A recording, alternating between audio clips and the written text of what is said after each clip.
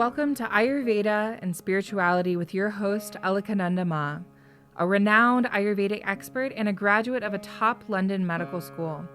She is the principal of Alundi Ayurveda Gurukula, a unique apprenticeship-style school in Boulder, Colorado.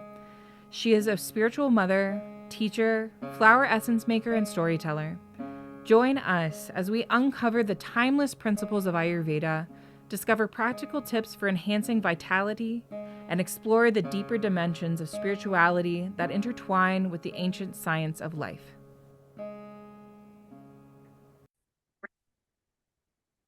Welcome, everyone. Welcome to Satsang. Satsang is a meeting of hearts, a gathering of friends to inquire into the truth. Today we are continuing our exploration of Katha Upanishad as we come into book 3. To drink Rita. Rita is the cosmic law, the cosmic order, just like we have Ritucharya referring to Ritu as the seasons.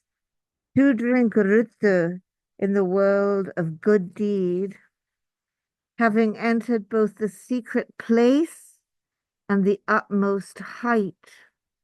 Knowers of Brahman call them shadow and light. So do those with the 5 fires and those of 3 Nachiketa fires. Last time, we learned about the Nachiketa fires given to Nachiketa by death. May we be capable of the Nachiketa, which is the bridge for those who sacrifice, which is the supreme imperishable Brahman, the other shore, free from fear for those who long to cross. So here we do introduce the concept of the other shore or the further shore. If you're down by the Ganga, by the river Ganges, you look across to that further shore. You're in the bustling city with all the sweet sellers and all the fires, cremation fires, and all the amazing silk saris and gold jewelry and all the things that are part of Benares or Varanasi. But if you cross that great river, you come to the further shore. A rather desolate, Sutherlander and I did cross to the further shore and found it a bit of a desolate place. But the idea here is we cross that river of samsara and we come to the further shore. We come to the other side, the place. Samsara is the cycle of birth and rebirth, constantly believing I am this body and then dying and taking on another body and being reborn again and again and again. The other shore is the place where we have passed beyond fear because we no longer believe I am that which dies. Now we come to the wonderful analogy of the chariot. Know the self as the owner of the chariot. It's Atma, the self, owns the chariot. What is the chariot? The body. Who is the charioteer in this analogy? Buddhi, the intellect. What are the reins? Manas, the mind. What are the horses? The senses. And to where do they run? To the objects of senses. The self, joined with senses and mind, the wise call the enjoyer. So all this is going on. Buddhi And the charioteer holding the reins of manas, the horses of the senses wanting to run here and there after the objects of sense. The self, Atma, it's just sitting back and enjoying the ride. The senses of one without understanding, with mind ever undisciplined, are out of his control, like evil horses of a charioteer. There were many, many accidents that used to take place in the days of horse-drawn traffic because you had another whole being or beings involved, i.e., the horses, who have a mind of their own. So if the horses of the senses are running around after the objects of sense, the chariot's going to be careening around out of control. The senses of the one with understanding, with mind ever disciplined, are under his control like good horses of a charioteer. Once we become Jitendriya, once we conquer the senses, we have good horses that are under our control that can simply take us where we want to go. The one without understanding, unmindful, ever impure, does not reach that place, the further shore, but goes on to samsara. Samsara, as we said, is that constant wheel of birth, death, and rebirth. The one with understanding, mindful, ever pure, attains that place from which he is not born again. The man who has understanding as his charioteer and the mind as his reins attains the journey's end, Vishnu's highest step. So Vishnu takes 3 steps. Steps on the earth, steps on the air, finally steps in the swarga, in the sky. Now we talk about the unmanifest, the avyak. We're used to the concept of vyakti when we think about the 6 stages of the disease process. We're used to the concept of manifestation, that which we can see, vyakti. Now we're using a different concept, avyakta, the unmanifest. So the unmanifest is higher than the great one. Who is higher than avyak, the unmanifest?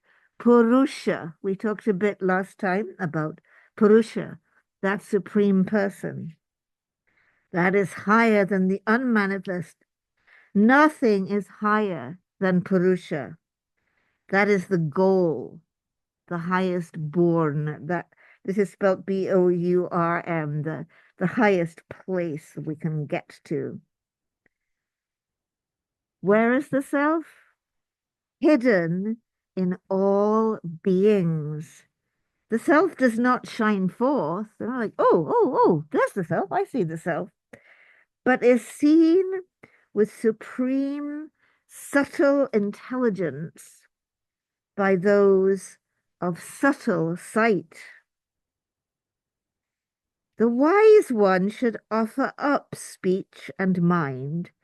He should offer it up into the knowing self. He should offer up the knowing into the great self, Paramatman. And he should offer that into the peaceful self.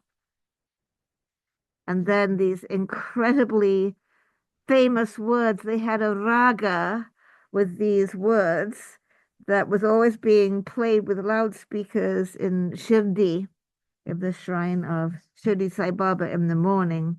Arise, awake. This is death speaking to the young boy Nauchiketas. Arise, awake, having received your boons, be enlightened. This is the basic message of the Upanishads. Arise, awake. Having received your boons, be enlightened, be awakened. This is a difficult path. And now we come to another very familiar and important analogy, the razor's edge. To take this path of awakening is said to be like walking on the razor's edge. It is sharp, it is difficult to cross. This is not like an easy thing. Oh, the self isn't like traffic lights. You just see it everywhere, look around. You've got to do the work. You have to wake up. Nachiketas, you've had a glimpse. Arise, awake. Now walk on the razor's edge. Now actually take the spiritual path. The one who has seen that which is beyond words, untouched, formless, imperishable, with no taste, eternal, with no scent, beginningless, endless, higher than the great and constant, is freed from the mouth of death. And this is going to be the end of the dialogue between death and Nachiketas. Speaking and hearing the eternal teaching of Nachiketas, spoken by death, the intelligent one is honored in the world of Brahma.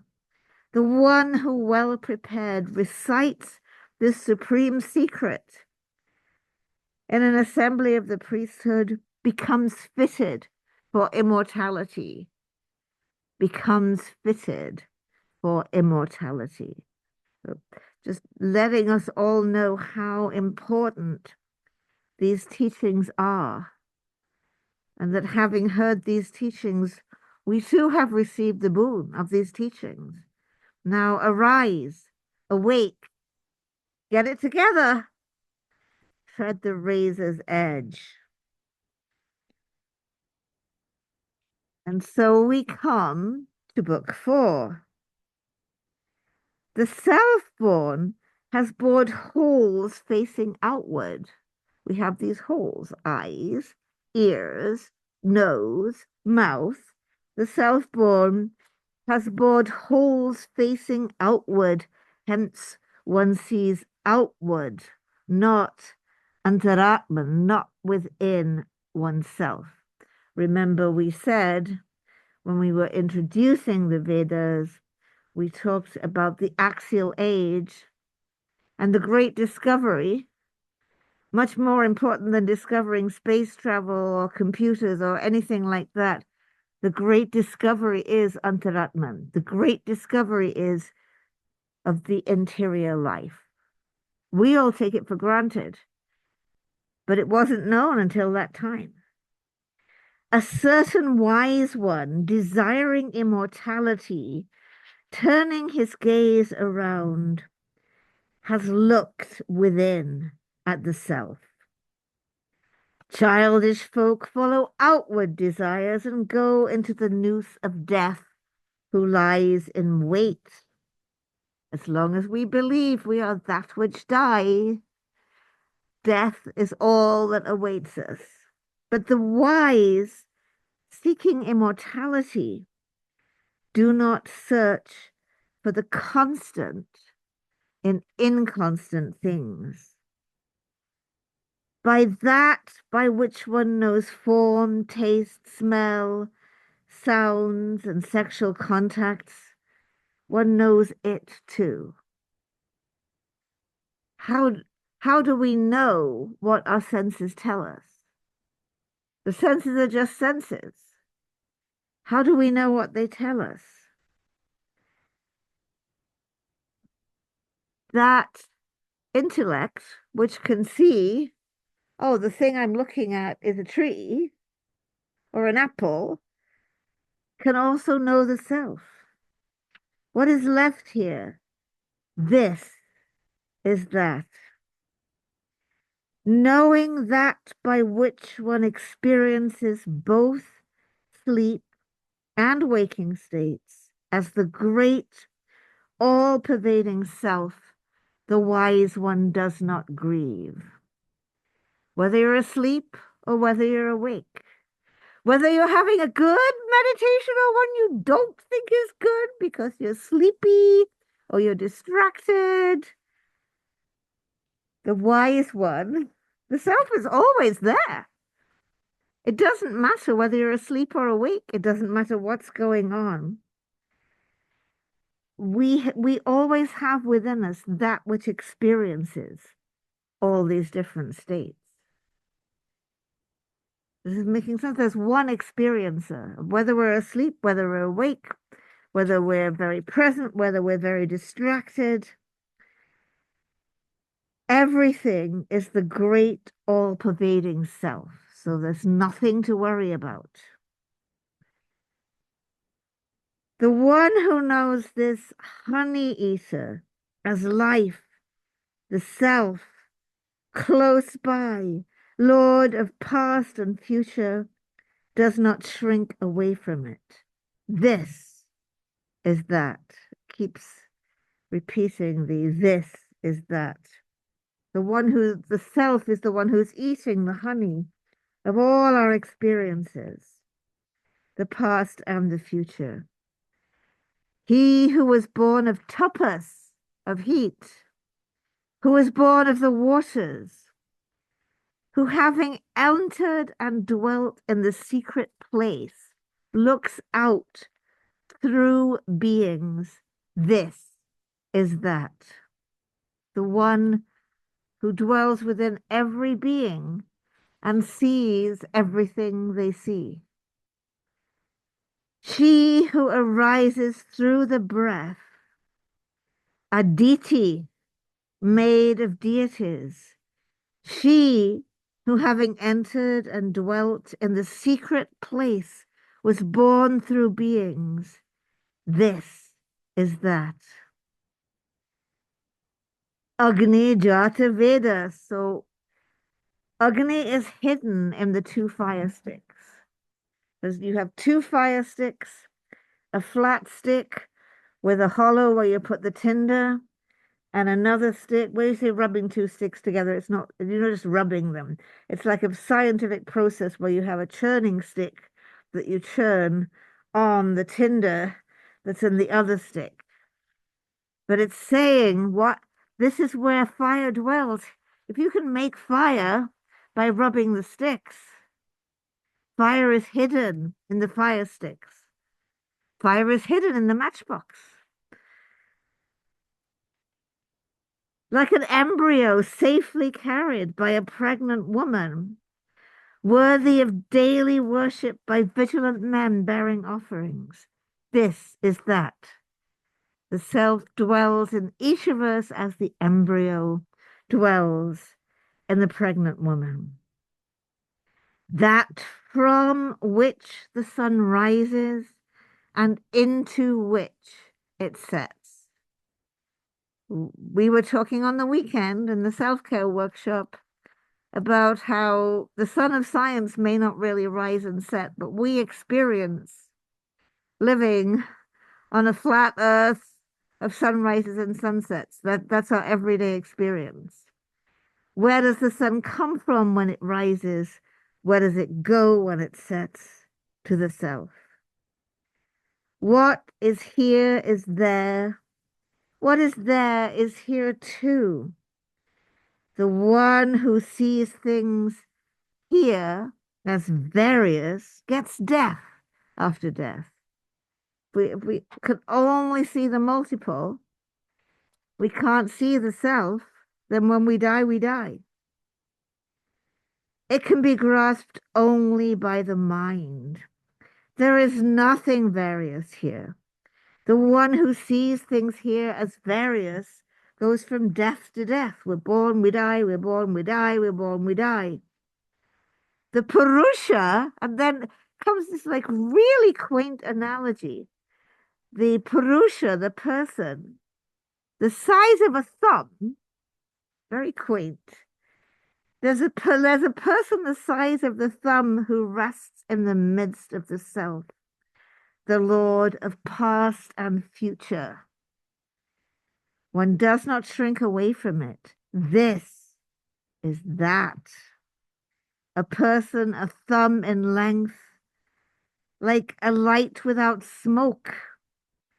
Lord of past and future. It is today and tomorrow too. This is that. As rainwater fallen in a rugged place among the mountains runs away, one who sees dharmas as separate runs away after them. As pure water dropping into pure becomes just like it, so Gautama does the self of the Muni, the silent one, who understands.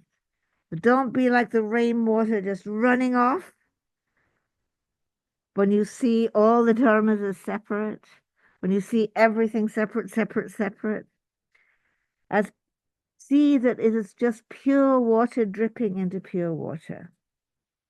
This is the self. Everything is the self.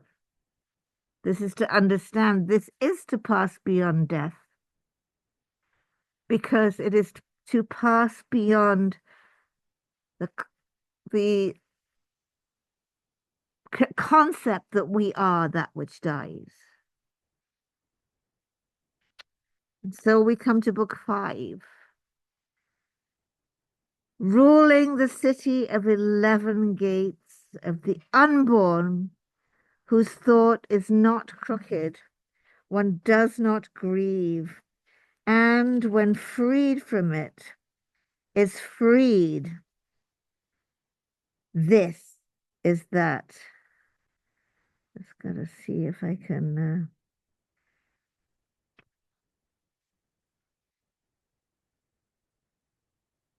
just see a little bit on the notes here.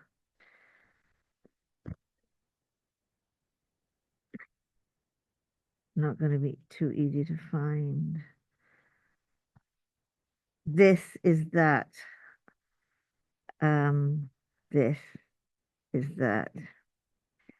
Here we go. Notes on Katha Upanishad.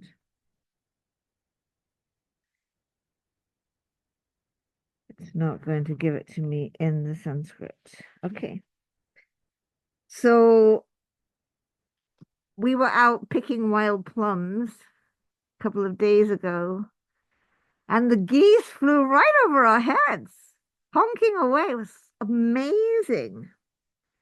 As the goose in the clear sky, as Vasu in the middle air, as the putra, as the offerer of the altar, as the guest in the house, in a man, in a boon, in the ritu, in the cosmic law, in the sky, waterborn, cowborn, lawborn, ritu-born, mountain-born, great ritu, this ruler, this Atma who rules the city of 11 gates, the gates of the senses.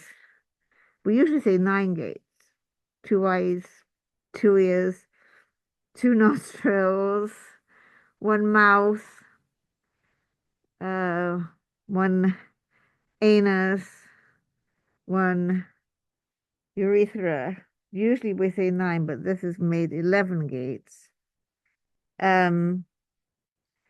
It leads up prana and throws down apana, the downward moving wind. All the gods worship the dwarf who sits in the middle, the little tiny person. There's very quaint analogies. When the possessor of the body, who rests in the body, is unloosed and set free from the body, what is left here?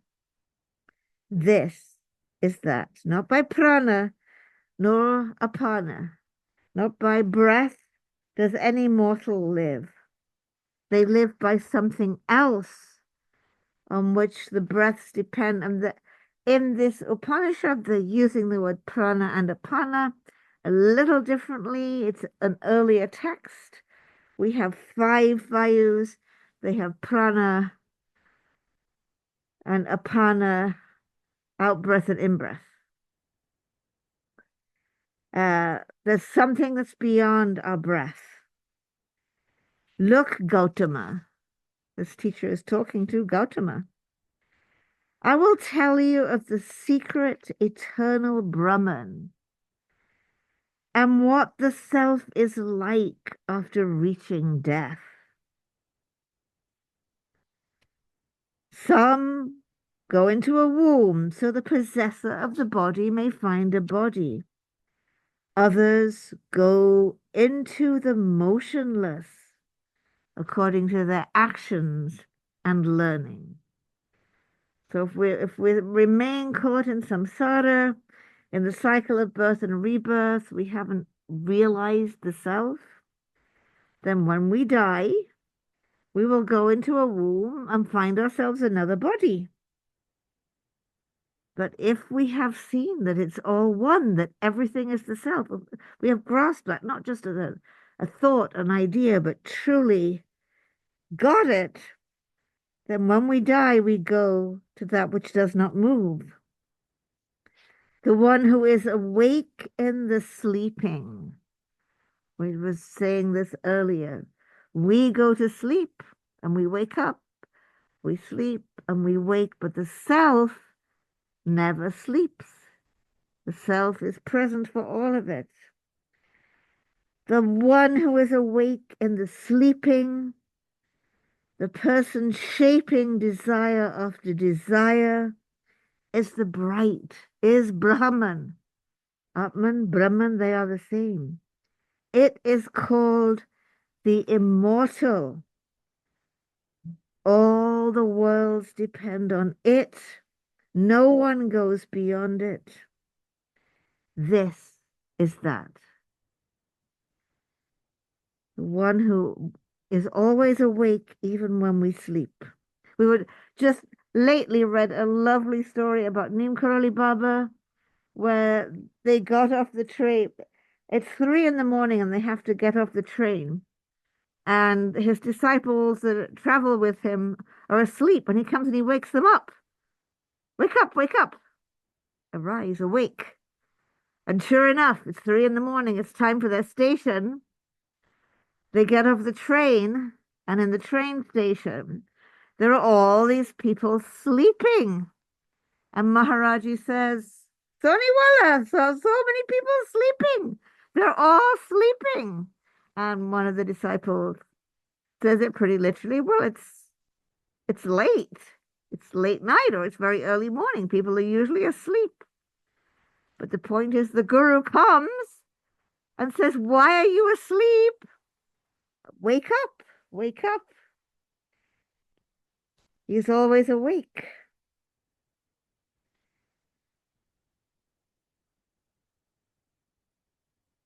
Just as the one fire entering the world takes on forms corresponding to every form, so the one self within all beings takes on forms corresponding to every form and is outside them.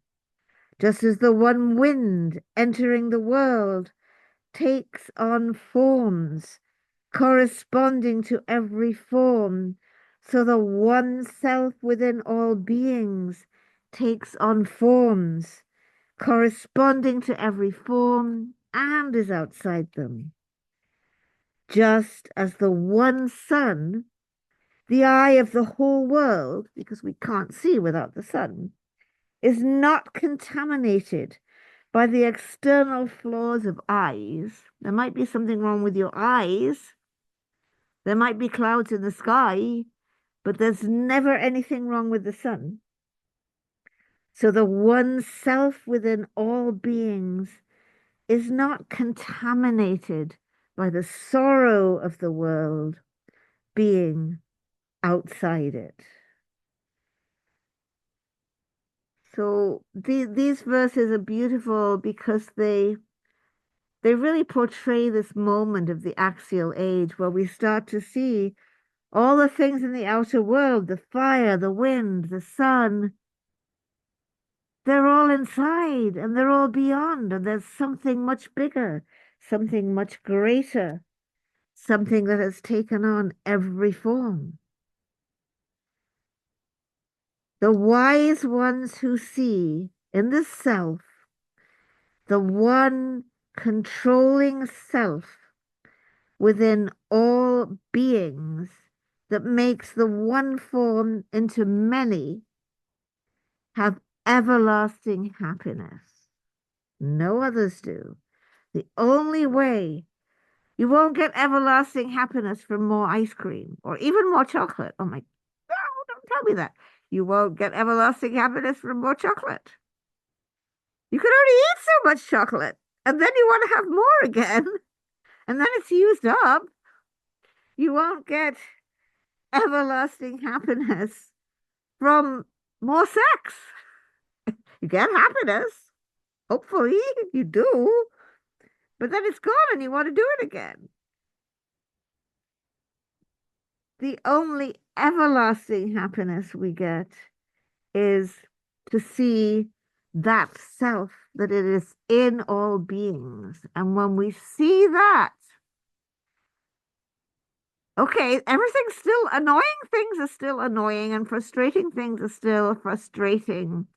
And you can still stress out about all the stuff you have to do because the relative world continues and you have to function within it. But there's this other whole level where nothing ever happens and it's all okay. And that's real too. That's the everlasting happiness. The one controlling self within all beings that makes the one form into many. Those wise ones who see in the self the one that is permanent among the impermanent, the thinker among thinkers, the one who disposes desires, those who see that have everlasting peace. You have everlasting happiness, you have everlasting peace, even though you get stressed out in the relative world. That's okay. It's a different thing. That's the relative world. But the everlasting peace is always there because you see the permanent among the impermanent. Everything changes, nothing changes. We see the one among the many who makes everyone, all the desires that we have are the self's desire of, let me see what ice cream is like. Okay, let me see what climbing a 14er is like. Let me see what, God forbid, getting in a car accident. The self is just like experiencing all these things, making us desire all these things, having all these experiences. But it's all one. They know that this is that, the indescribable highest happiness. How could I understand it? Does it shine or is it lit by another's light? The sun shines. The moon is lit by the sun. Jupiter's a bit of both. The gas giants actually not only getting reflected light from the sun, they are also shining by their own light. So let's use the analogy of light, says this Upanishad, to try to understand this. And here it comes. The sun does not shine there, verse 15, nor the moon and stars. Lightning does not shine there, let alone fire. Everything reflects its shining. Everything is lit by its light. We see in all of the scriptures this intuition of the light before the sun and moon. We see it in Genesis. Bara Adonai et Hashamayim et haaretz, and then what does God do? He says, let there be light. This is days of creation before the creation of the sun and moon. There's primordial light before the sun and moon. In the Gospel of John, Enache en hologos, kai hologos en pros don theon, kai theos en hologos. In the beginning is the Word is with God, the Word is God.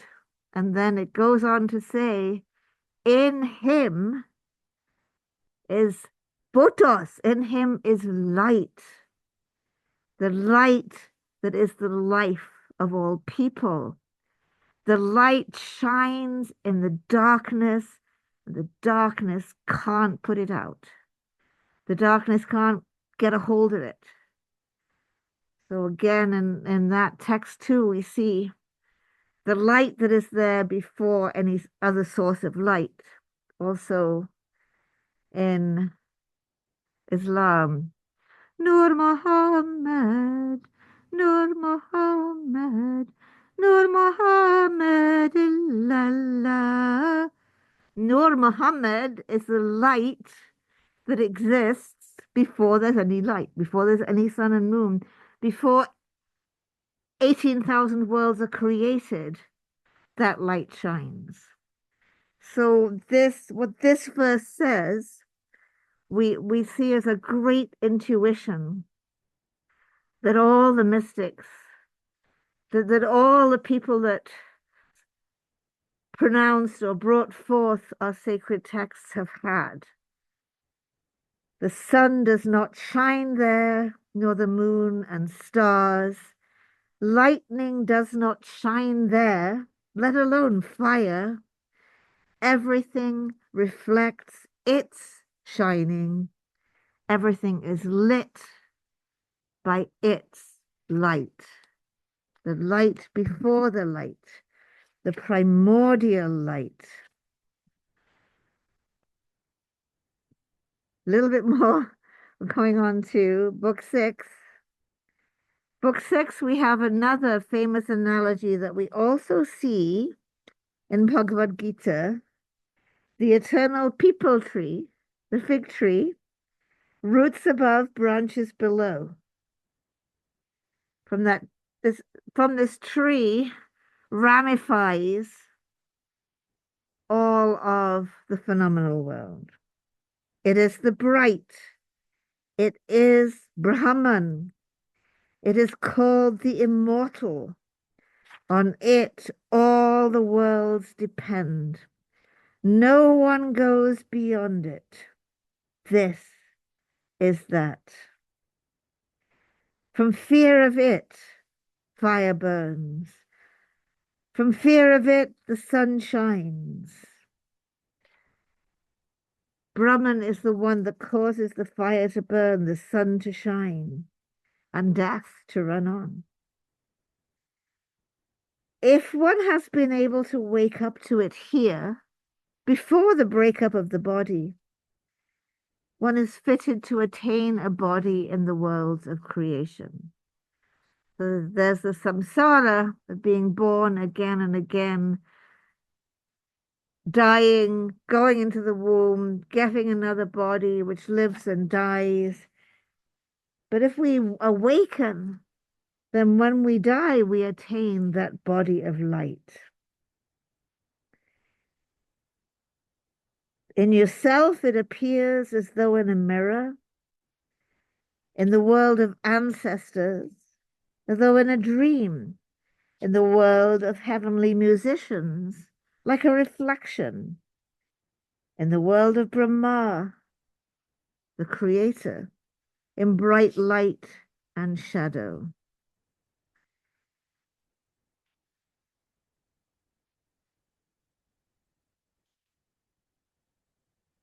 It cannot be won by speech or mind or eye.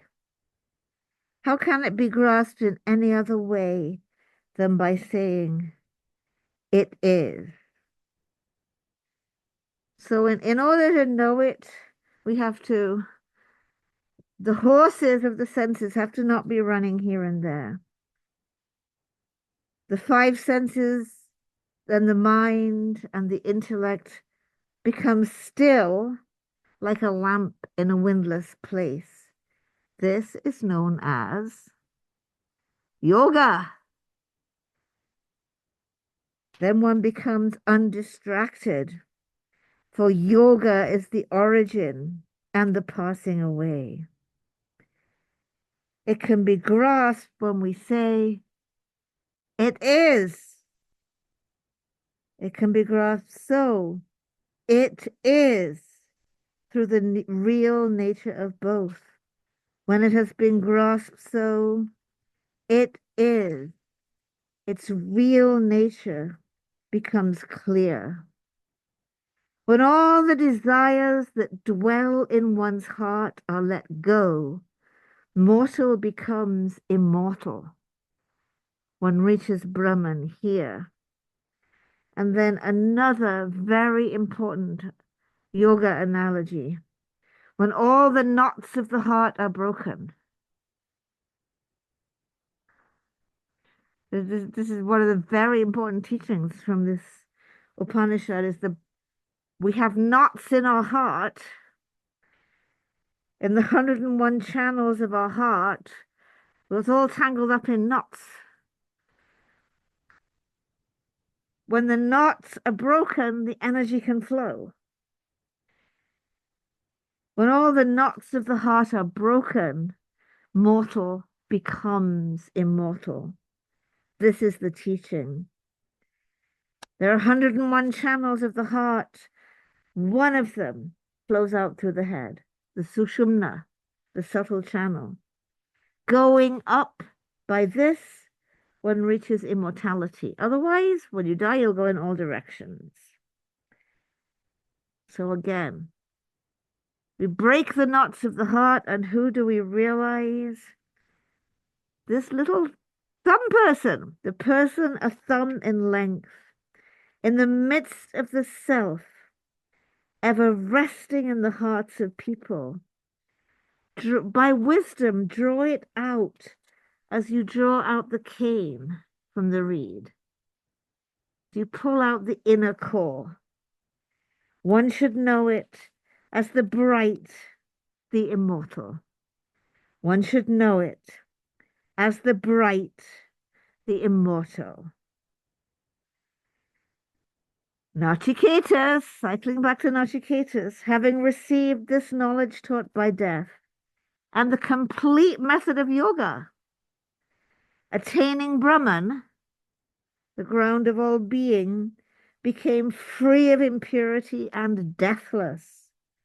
So will any other who knows it in relation to the self. Om Sahana Vavatu Sahanau Bhunaktu Saha Viryam Karavavahai Tejasvinavaditamastu Ma'a Vadvishavahai. Om Shanti Shanti Shanti. Together may it protect us. Together may it benefit us. Together may we do a hero's work. May we learn intelligently. May we never hate one another. That's the whole second part of the Katha Upanishad. Does anyone have any questions or comments they wanted to make? There's 101 channels on your heart. Yep. Nadis. And this in this version of saying it, in the heart, there are 101 nadis and they're tied in knots. They're all tangled up in knots, and we have to break the knot of the heart in order for the energy to rise up and for the mortal to become immortal. And how do we do that? By yoga. And what is yoga? The steadfast control of the senses. According to this, when the five knowings cease together with mind, the intelligence does not stir. This is the highest place. This steadfast control of the senses is known as yoga. Then one yoking, then one becomes undistracted. The yoga is the origin and the passing away. When all the knots of the heart are broken, mortal becomes immortal. So now Chiketas has gone into the halls of death and received 3 boons, starting with his little boy boon. May Daddy not be angry with me anymore. Second, can I learn these like wonderful fire thingies? Third, what lies over the graveyard? What lies beyond the grave? Don't ask for that. I insist. Okay, here you go. The big download. Now you got it. Arise, awake, having received your boons, be enlightened. You're going to walk out like, I am not Chiketas, I'm going to teach you. No, he has to walk the razor's edge. He has received the boons to start to learn how to walk that razor's edge. We have to keep at it. Did that sort of answer your question a little bit? About the sort of? For me, it might be helpful if you could define heart. Like when we talk about the heart in this context, like what is the heart in this context? What is the heart in this context? The question is, what is the heart? Could you define heart? So we have to remember this is a very early text, and everything's not going to be laid out the way it's laid out in texts of Tantra, with all the chakras neatly laid out. It's not going to, and all the nadis and bindus neatly laid out. It's not laid out, the prana and apan are not the same way as how they're laid out in Charak either. It's a little more simple. Your heart, that thing that you can feel going knock, knock, knock in the middle of you, where that little being lives the size of a thumb, it's all tangled up. Break those knots. So it's a little hard to say, how do you define it? Because this is the axial age. This is an emergence. This is a breakthrough.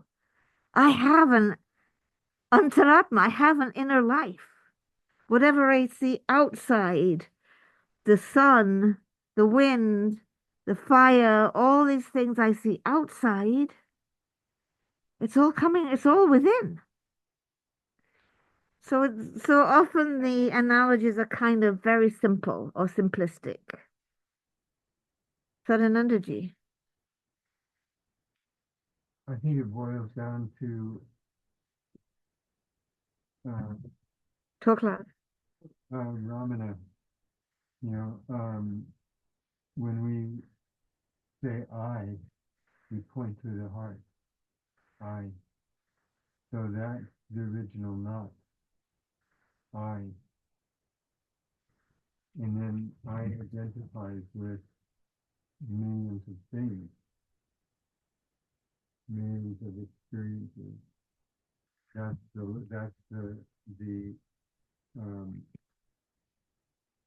life and death. We cling to something that lasts for a while and then it dies. And we say, I experienced that. That's the original knot. When one unties that knot, all the knots of the heart are untied. So I'm going to have to try to repeat what Sadananda said so Machika and those that later listen to the podcast can get what you said. Sadananda is saying, and you can correct me if I say something wrong, he points to the teachings of Brahmana Maharshi, who said, when we say I, we point to the heart. And we point to the heart, and that's where the I dwells. And the I can be the ahamkar and can distract us out, can be involved in all these knots of all this wanting. But at some point that breaks, and then there's only I. The I. The I that falls back into itself.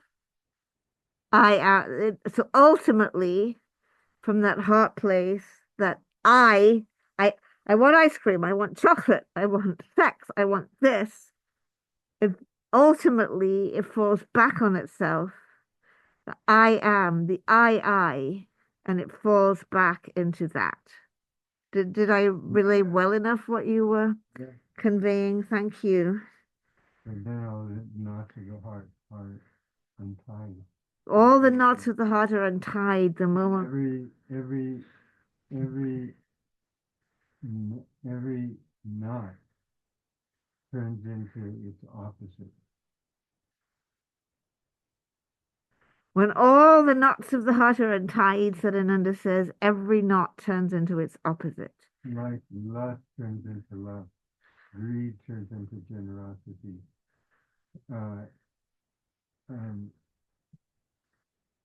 hatred turns into compassion and love.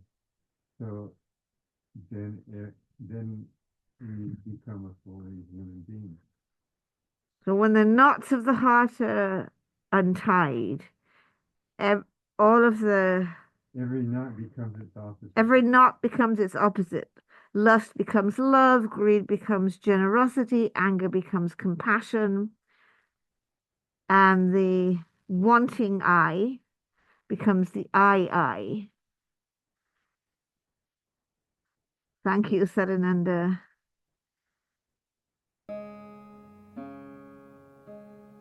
Thank you for tuning in to Ayurveda and Spirituality with Alakananda Ma. We hope today's exploration has ignited a spark of curiosity and insight within you. If you enjoyed this episode, be sure to leave us a 5-star review and share it with a friend. For more enlightening discussions and practical wisdom on Ayurveda and spirituality, subscribe and join our Facebook group, Alundi Ayurveda. To allow us to continue sharing valuable content, consider donating to Alundi Ashram. The links will be in the show notes. Until next time, may you walk the path of Ayurveda with grace and embrace the light of spiritual wisdom in your journey. Trayambakam yajamahe sugandhim pushtivardanam